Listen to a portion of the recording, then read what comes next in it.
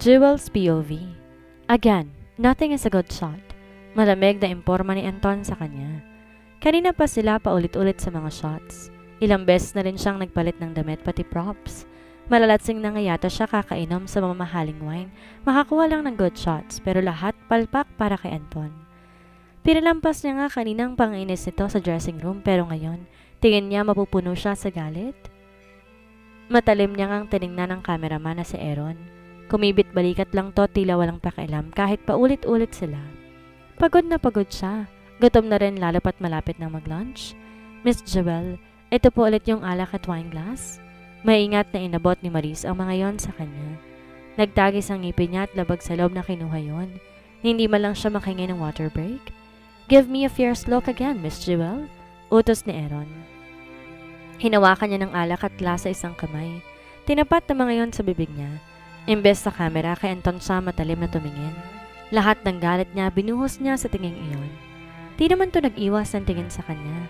Sumandan ito sa sariling upuan at binabalik ang talim ng titig niya. Na hindi na sumulyap sa monitor na nakaharap dito. Di na siya sigurado sa flash ng camera. Iniba-iba niya lang pwesto ang bulaklak at wine glass. Ininom niya na lang din ang alak. Lahat yon ginawa niya na nakatitig ng masama kay Anton. Sa sobrang titig niya, di nakaligtas ang pag-angat ng gilid ng labi ni Anton at kung paano napunta ang kamay nito sa bibig. Kinagat pa nitong hindaliit na daliri. Napakarap siya sa ginawa nito. Muntik pa siyang matumba at nahilo bigla matapos mag-flash muli ang camera. Nabitawan niyang rosas at wine glass. Dinig pa ang malakas sa pagkabasag noon kasabay ng singhapa ng mga kasama nila. Namilog ang mga mata niya matapos matandong babagsak siya sa mga bubog. Gusto niyang lumayo ngunit hindi siya makakilos. Oh my gosh, Jewel! Sigaw ni Fufu. Pumikit siya matapos maisip na babagsak nga siya. Ngunit napamulat siya matapos may malakas na brasong humila sa bewang niya. Napakapit siya sa balikat ito at napadiretso pa sa matikas itong balikat. Biglang natahimik ang buong paligid. Maging siya'y takot at tumingala sa lalaking humila sa kanya palayo sa bubog. Is this your way to get my attention? Gusto mo bang kaawaan kita? That would never happen. I love to see you suffer every second. Mariing bulong nito sa kanyang tenga. Doon siya natauhan at agad na itulak si Anton. Ngumiti ito pero ang tingin sa kanya matalim pa rin. Nanindig ang balahibo niya at galit na nag-iwas ng tingin. Tayong pagkuyom ng kamay ang nagawa niya at pagtagis ng ngipin. 5 minutes break! Sigaw ni Anton bago lumabas ng studio. Nasa po niya ang noo at di makapaniwalang sinundan ng tingin ang papalayong likod nito. Seriously, 5 minutes lang? Ilang paghinga lang yun, kaasar. Ines niyang bulong sa hangin. Huwag ka nang magsabi-sabi dyan. Binilhan kita ng milk tea. Inumin mo at baka bumagsak ka ulit. Singit ni Fufu. Napasimangot siya at tumuloy sa dressing room para makaupo. Kasalanan mo to, Fufu. Bakit kasi tinanggap mo? Bakit kasi iniwan mo? Malakas sa tanong ni Fufu dahilan para matigilan sila ni Maris. Pumikit siya na mariin at hindi na lang sumagot. Ayaw na lang niyang sayangin ang 5 minuto niya para sa away. Nakailang higop nga lang siya sa milk tea at bumalik na agad si Anton sa studio. Wala tuloy siyang choice kundi humarap muli sa camera. Nagbingi-bingihan na nga lang siya sa mga sermon nito. Buong araw yatang naubos nila para sa photoshoot pero 3 litrato lang ang napili nito. Papadilim na sa labas nang matapos sila at mag-pack up. We will be shooting a commercial tomorrow. Don't be late. Paalala ni Anton bago umalis. Nagtagis muli ang ngipin niya. Nagdadabog siyang tumuloy sa dressing room. Sa sobrang pagod niya, kinuha na lang niya ang bag at di na nagpaalam kila Maris. Hintayin mo nga ako, Jewel. Ani Fufu na hinabol siya. Di niya to pinansin pero hinabol na naman siya nito hanggang sa loob ng elevator. Ikaw naman, wag basta nagagalit. Lambingin mo lang para kumalma. Ano ka ba, Fufu? Gusto mong lambingin ko yon? Nakalimutan mo yatang malapit na ako ikasal. Sarkastikong sagot niya rito. Ay sus, di pa naman kayo kasal ni Floyd? Aba malay mo, magkabalikan kayo ni Anto. Shut up! That would never happen. Agad siyang lumabas sa elevator nang tumunog iyon. Diretso silang parking lot at hinahanap ang sasakyan nila. Nagulat siya na may mabilis na sasakyang dumaan sa harap niya. Pagmulat niya sports car iyon at alam niyang si Anton ang nasa loob. Buisit talaga? Gigil niyang bulong. Dinig niyang humalakak si Fufu. Pakalmahin mo na lang ang dragon para naman magkadadi na si Jasmine. Parinig nito. Sinamaan niya lang to ng tingin ngunit hindi sumagot. Sa loob din ng sasakyan ganoon ang sinasabi nito. Di na lang niya pinansin. Di niya nga rin to pinaakit pa sa kondo. Baka kasi madulas pa at masabi pa nito ang tungkol kay Anton. Baka mag-away pa sila ng fiancé niya. How was it, babe? Bungad ni Floyd. Yumakap to sa bewang niya at agad siyang sinandal sa pinto. Napahawak lang siya sa braso nito nang salubungin siya nito ng malalim na hagkan. Sinagot na yon ngunit pinutol niya rin kaagad. I'm tired, Floyd. Mabigat niyang sumbong. Where's Jasmine? She's inside her room. Let me cure that tiredness. So yun ito bago siya binuhat kaya't napangisi siya.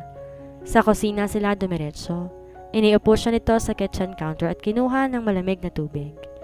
Pinanood pa siya nitong uminom habang nakayakap sa bewang niya. You only have a few more days for that project. We can go back to the States after that. Bigkas nito. Gusto niyang sabing tatagal sila ng isang buwan, ngunit di siyang mimik at uminom na lang ng tubig. Ramdam niyang minasahin itong bewang niya. Naibaba niya tuloy ang baso para sana pigilan to. How about your new co-workers? Are they great? Muling tanong nito. Napatitig siya sandali sa asul nitong mata. Hindi niya alam pero ang matalim na titig ni Anton bigla ang nakikita niya. Naging kayumanggi ang mga yon kahit pa si Floyd ang kaharap niya. They're fine. Good to hear that. I miss you by the way. Bulong nito bago sakupin muli ang mga labi niya. Pumikit siya at kumapit sa batok nito upang sagutin ang ginagawa. Ramdam niya ang palad nitong naglalakbay sa binti niya. Mas pinalalim niya ang ginagawa matapos sumagi muli sa isip niya si Anton na galit sa kanya. Kiniling niya ang mukha na mukhang hagkan nito sa balikat niya. Maging ang isang palad nito ay bakit nasa harapan niya. Anton! Mahinang sambit niya. Ramdam niyang natigilan si Floyd at maging siya nagulat sa nasambit. Sa taranta niya nasagay niya ang basong pinag-inuman. Narinig niya ang pagkabasag noon tulad sa wine glass kanina. Kinabahan siya lalo nang makita. Tumalim ang asul na mata ni Floyd. Anton? Nagtagis sa mga ngipin nito. I can explain, Floyd. Napangiwi siya matapos sumigpit ang hawak nito sa binti niya. Why did you mention his name? Why? Do you miss making out with him? Malamig na tanong nito. Matalim ang naging titig nito sa kanya at halatang gigil na gigil sa galit. Napaigik siyang muli sa sakit. You're hurting me. Doon pa lang yata to natauhan. Oh my, I'm sorry babe. Pananuyo nito. Nangilid ang luha niya matapos makita ang pamumutla ng binti niya. Paniguradong mangingitim yun bukas. Babe, I'm sorry. Sinubukan siya nitong hawakan muli ngunit agad siyang bumaba mula sa kitchen counter at tinalikuran to. I need space. I'll be sleeping in Jasmine's room. Mahinang bigkas niya sa takot na pumiyok siya dahil sa nagbabadyang iyak. Space? For what? I was jealous, come on. Umiling siya rito at di na lumingon. Diretsong lakad niya tungo sa kwarto ni Jasmine. Di niya matanggap na kaya siya nitong saktan ng dahil kay Anton. Kasalanan naman niya. Pero kahit na. Jewel, come back here. Malakas niyang sinara ang pinto at nilak iyon. Sumandal siya roon at pumikit. Ano pang maaaring gawin ni Floyd kapag nalaman nitong nakakasama niya sa trabaho si Anton? Mommy, are you alright? Are you mad? Lumipad ang tingin niya sa kama. Nakaupo ron si Jasmine at inaantok ang tingin sa kanya. I'm fine, baby. Did I wake you up? Lumapit siya at niyakap ito. Kapag gantong masakit ang damdaman niya, si Jasmine lang nakapagpapakalma sa kanya. Not really. Are you hungry, mommy?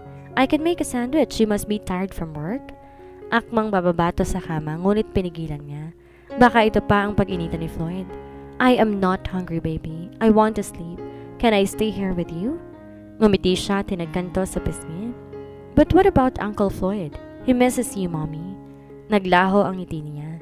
Hindi siya sumagot at huminga na lang para humiga rin ng anak. I told him I miss my baby girl. Pagrarason niya. I miss you too, mommy. Lambing nito bago siya niyakap. Tinapik-tapik niya to hanggang sa makitulong habang siya ay nakatulala pa rin. Sa tagal na niyang kilala si Floyd, ngayon lang yun naging violente. Ang bigat sa puso at alam niya sa sarili niyang nagkaroon siya ng takot at nabawasan ng tiwala niya. Sa kabilang banda, kinabukasan di siya nagpaalam kay Floyd paalis. Sinama niya rin sa Jasmine. Ipapabantay niya na lang kay Fufu. Aba, balot na balot? From the bottom to the top? Puna ni Fufu matapos mapansin ang suot niyang jeans at hoodie. Idagdag pa ang maitim niyang shade o sunglasses. Di siya nagkomento at dumiretso lang sa sasakyan. Hawak-hawak pa niyang palapulsuhan ni Jasmine para hindi ito ma-out of balance. Isasama ko sa Jasmine. Imporma niya nang makaupo na sila. Napatitig sa kanya si Fufu na tila ba may dalawa siyang mukha. Anong nakain mo? At isasama mo yung anak mo? Paano kapag nakita siya ni... Shhh! Bantayan mo muna. Ilibot mo. Nandun naman si Maris para tulungan ako. Isa pa. Nasaan ba yung nani na pinapahanap ko? Wala ka pang na-hire? Umingo si Fufu pero pilit nang umiti kay Jasmine nang ngiti-ngiti. Miss Fufu, be kind to me. Ani Jasmine kaya't napangisi siya.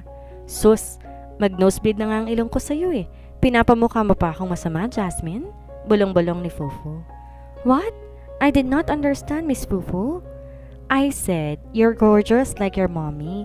I'll be your nanny for today, so be good to me. Pagdidiin pa nito. Muntik nang kumawala ang tawa niya. Kinagat niya ibabang labi upang pigilan ang ngisi. Tawa-tawa ka dyan, Jewel. Hinampas nito ang binti niyang may pasa kaya't napasigaw siya. OMG, it hurts! Reklamo niya sabay ng pangilid ng luha niya. Uy, bakit? Na paano? Ang gaan lang ng ampas ko, ganito lang oh. Inulit pa nito kaya't lalo siyang namilipit sa sakit. Sasabunutan talaga kita, Fufu. Sigaw niya. Mommy, are you hurt? Do you want me to hurt her too? Hoy, wala akong ginagawang masama sa mommy mo ha? Depensa ni Fufu na di naman maintindihan ni Jasmine. Pinilit niyang kumalma kahit pa kumikirot ang hita niya. Sumandal siya sa upuan. Umamin ka nga, sinasaktan ka ba ni Floyd? Seryosong tanong ni Fufu. Naparunok siya. Unang beses ko pa lang naman, nabanggit ko kasi si Anton. Oh, nagselos. Tumango siya at pumikit. Niyakap niya si Jasmine ang yumakap to sa bewang niya. Hiwalayin mo na kaya yan. Sinaktan ka na isang beses malamang, kaya ka pa niyang saktan ulit. Don't settle for less, Jewel. Kung kaya mo nang putulin ngayon, putulin mo na. Hindi yun ganun kadali. Fiancé ko na siya. Wow ha? Eh yung asawa mo nga basta mo nalang iniwan. Tapos yung fiancé mo lang hindi mo maiwan? Sarkastiko ang boses nito. Natamaan siya ron at nalasahan niyang muli ang pait. Yun nga ang nanatili sa utak niya na mag-shoot sila.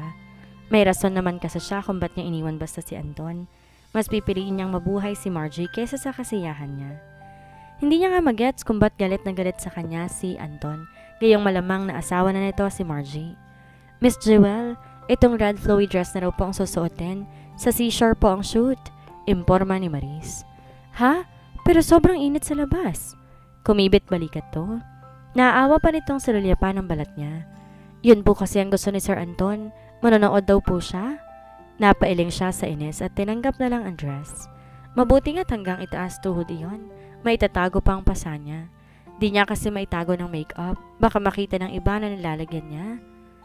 Paglabas niya, sinilubong siya ng init ng araw at malakas na hangin. Iniwasan niyang sulyapan ang pwesto ni Anton. Baka lalong masirang araw niya. Di alam ni Jewel anong gagawin niya sa tabing dagat. Ipapagulong niya ang bote ng wine sa buhangin. Just walk, Miss Jewel. Hold this wine glass and take a sip from time to time.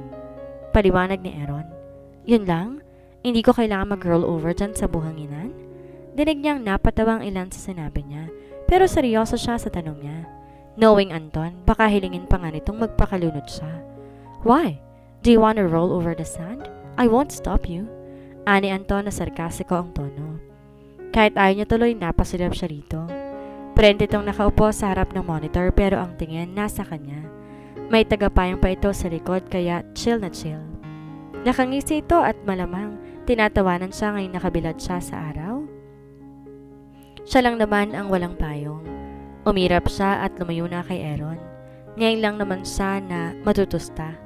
Nang araw, ginawa niya ang sinabi ni Aaron. Tanaw niya ang dagat habang naglalakad at miminsang sumisimsim sa wine.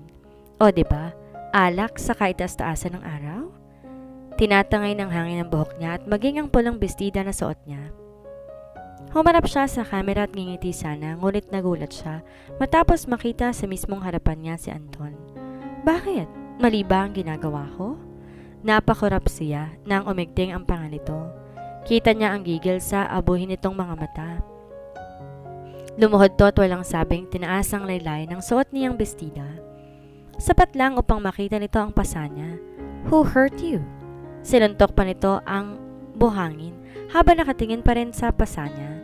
Nakatulala lang si Jewel habang hila-hila siya sa palapulsuhan ni Anton patungo sa direksyon ng dressing area nila. Leave and get an ointment.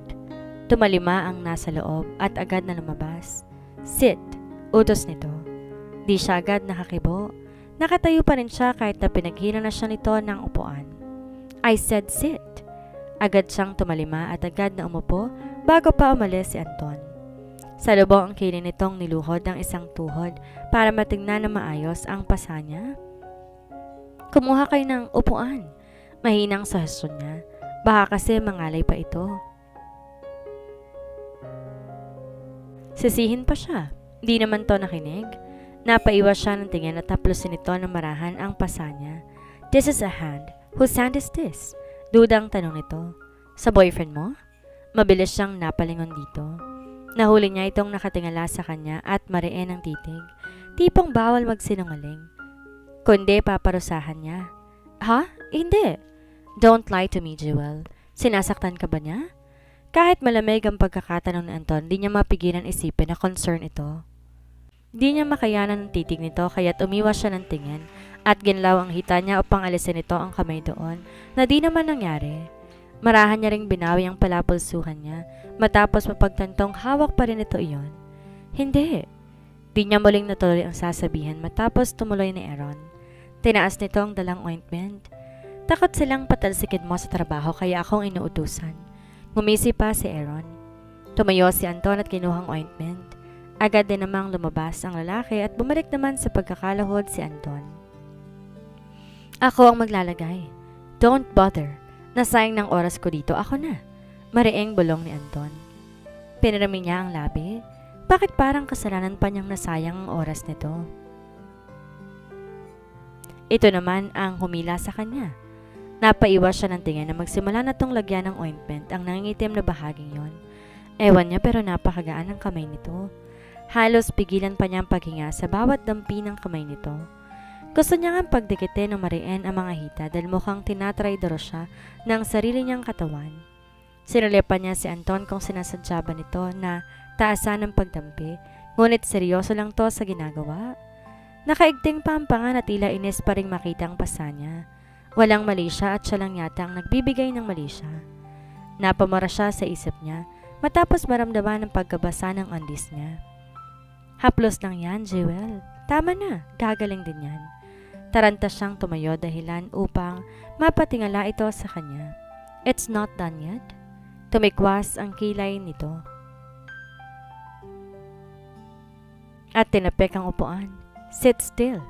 Ayaw niya magtagal sa ginagawa nito. Mas gusto pa niya yatang galit ito kaysa malapit to sa kanya. Wag na. Tapusin na lang natin ang shoot para makauwi na. I still have a dinner date later. Pagsasinungaling niya. Kita niyang naningkit ang titig ni Anton at umigting muli ang panga. Napaupo siya at mabilis na inusog ang upuan upang makawala siya. Walang lingon siyang umiwas at iniwas ito roon. Bahala na kung pahirapan siya nito sa shoot. Kita niyang nataranta ang mga nasa labas nang makita siya. Nagkahiwa-hiwalay ang mga to at agad habang ang tingin ay nasa likod niya.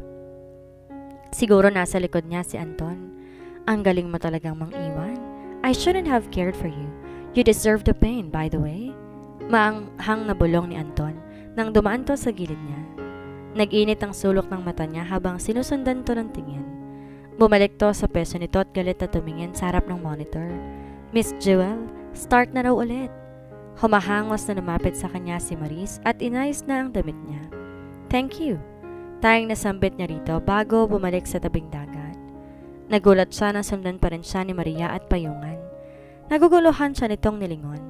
Napag-utusan lang, Miss Jewel. Lalayo po ako kapag rolling ng camera. Paliwanag nito. Napatango siya at mabilis binigyan ng tingin si Anton. Hindi na to makatingin sa kanya. Tutok na sa screen ng monitor ang mga mata nito. Let's start again. Bigkas ni Aaron.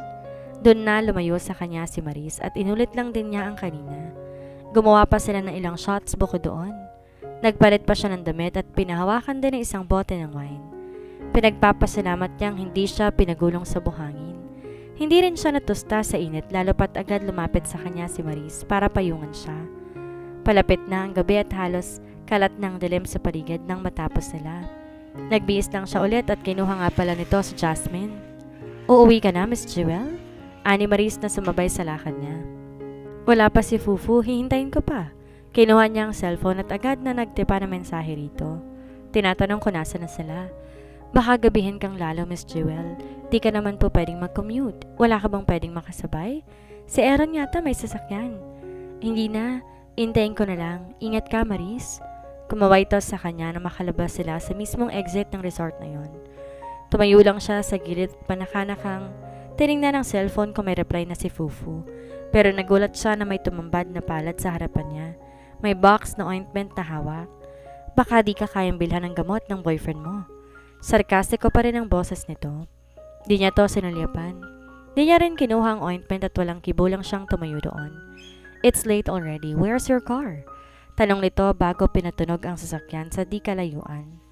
Tataray niya sana ito pero nakita niyang paparating ang sasakyan nila.